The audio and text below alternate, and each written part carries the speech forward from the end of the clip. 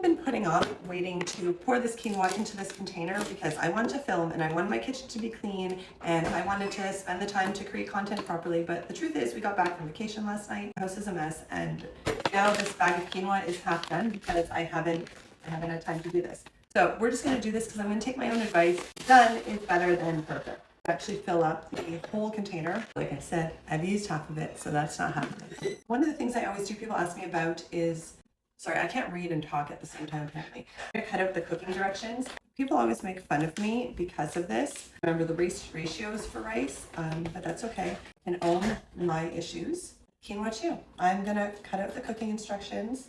Someone stole my tape, my clear tape, so I'm gonna use painter's tape because we use what we have.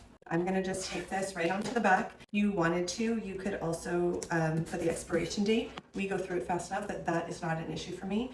So there we go. I finally poured it in, done, better than perfect. Ugly blue tape on the back, but it's done and this can go back in my pantry.